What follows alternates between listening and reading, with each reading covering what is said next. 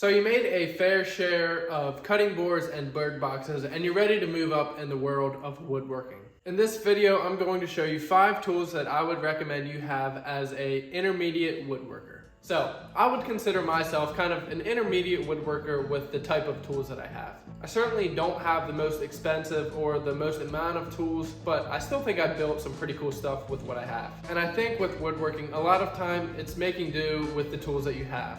But for any weekend woodworker that wanted to, wow, that's a lot of W's. Anyways, for any weekend woodworker that wanted to upgrade their skills, I'm gonna share with you 5 tools that I think will help you get there.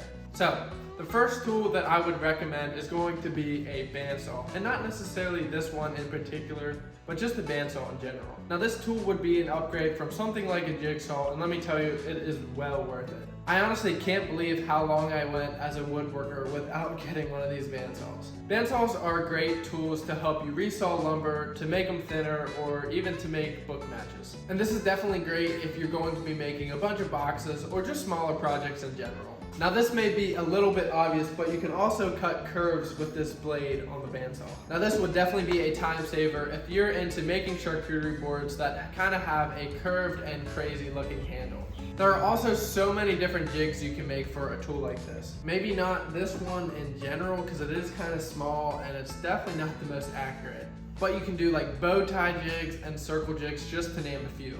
Now, like I said earlier, I'm not necessarily recommending this bandsaw in particular because it's definitely a little underpowered, and like I said, it's not the most accurate. But for someone looking to get their toes wet and test the waters, this bandsaw is pretty decent for its price point. But honestly, I would recommend looking into one that has a little bit bigger throat here, and definitely a bandsaw is going to be one of my next upgrades for sure. Alright, I'm sure a lot of you out there already have a router, but you might not have a router table. And that is going to be the next tool on the list. So I can't say how useful it is to have your router mounted on a table like this. When you're trying to put an edge profile on a piece, it can be hard to hold the big bulky router, and the router table takes all that out of the picture.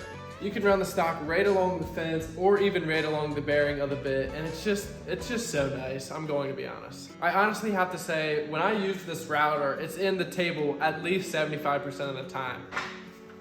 Another huge plus is that the fence has a built-in dust collection port. Now I'm sure a lot of you know how messy routers can be. They just throw sawdust everywhere. So this port makes it awesome to hook up your dust hose and collect all the sawdust. Now the router table makes flush trimming so much more easier, and I've also seen people use this as a joiner as well.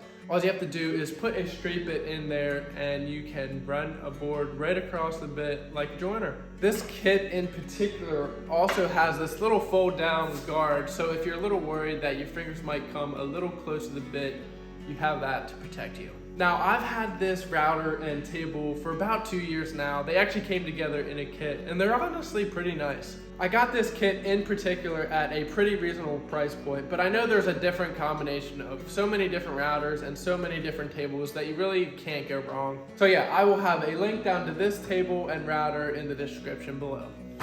Alright, the third tool on the list is going to be a contractor table saw. Now, the reason I say a contractor table saw over a job site table saw is because, come on, it's time to upgrade. Now, I'm going to be honest, I used my dad's 20-year-old job site saw for a really long time, and it's got the job done. But about a year ago, I upgraded to this contractor saw, and it's really came in handy. Now, I will admit, this model in particular has these kind of flimsy wings. It would be nice to have one that has cast iron wings instead, but it still has a lot of more space to work with. Now, my job site saw had pretty good power for its age, but if you get a contractor saw that has 220 volt power, it will like double the power and you'll be able to cut through hard maple like it's butter. This saw has a much more sturdy and accurate fence, and it just allows for so much more precision when you're trying to get those micro measurements. With a bigger saw like this, it also allows for a bunch of different jigs, like a crosscut jig or even a circle jig like I mentioned on the bandsaw, maybe even a spline jig if you're building boxes, and maybe even a tenon jig if you're building larger projects like coffee tables or dining tables. Now, I'm not saying you can't do this on a job site saw, but for a bigger saw like this, it just makes the project so much more easier. Now, for someone who's hoping to become a little bit more serious about woodworking, I would recommend a cabinet table saw, which is actually a step up from this contractor saw. Now, basically the only difference is most cabinet saws will have those cast iron wings. They might have a little nicer fence, and they're obviously gonna have a ton of more power. But you know, with a ton of more power comes a ton of more money. But for the price point this table saw comes in, considering there are job site saws that cost pretty much the same amount as this, I really can't complain. So far, this saw has definitely treated me pretty well. Now, for those cabinet saws, I know some companies like SawStop and Laguna make some great ones too. All right, the fourth tool on this list is going to be the Osilating spindle sander. Now, this is a newer tool to my shop, but I've already used it a ton. I would say this spindle sander best complements a bandsaw, and it would be an upgrade from a handheld belt sander. So once you get those curves cut out on your brand new bandsaw, you can head over to the Osilating spindle sander and get those curves cleaned up. Now, a tool like this is great for shaping really small pieces, like maybe a drawer pull or even a cabinet handle. I've actually made a cabinet handle just with this tool, and it actually turned out pretty good. And honestly, I really couldn't have done it on any other machine. Doing it on a handheld belt sander would basically be impossible. The other thing that's great about this is you can transform it into a spindle sander.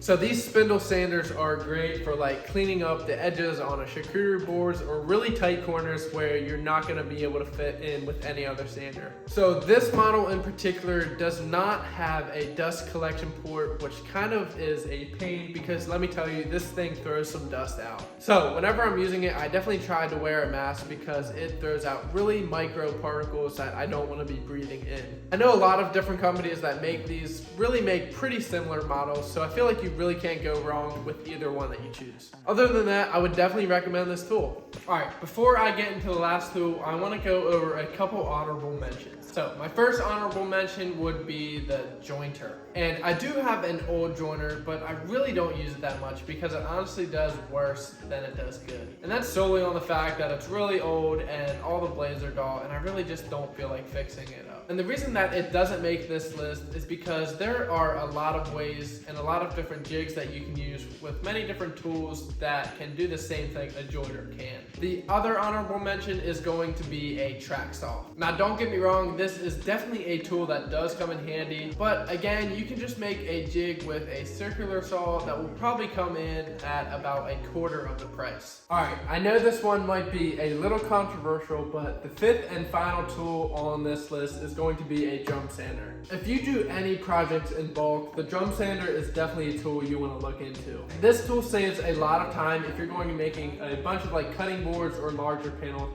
because let's be honest, who likes sanding? It's also great for sneaking up on a certain thickness if you're really trying to get an accurate measurement of a board and just shave just a tiny bit off the surface of a board. It's great for that. And the reason that I put this tool last in particular is because it is a little bit of a luxury. It definitely comes in on a little bit of the pricier side. But if you want to make your time in the shop a lot more efficient, this is definitely a tool I would look into. Also, if you only have a 12-inch planer like I do, this one actually has an 18-inch belt, which means you can sand up to 18 inches one pass, and if you flip it around and do the other way 18 more inches, then it actually has a total capacity of 36 inches, which is pretty cool.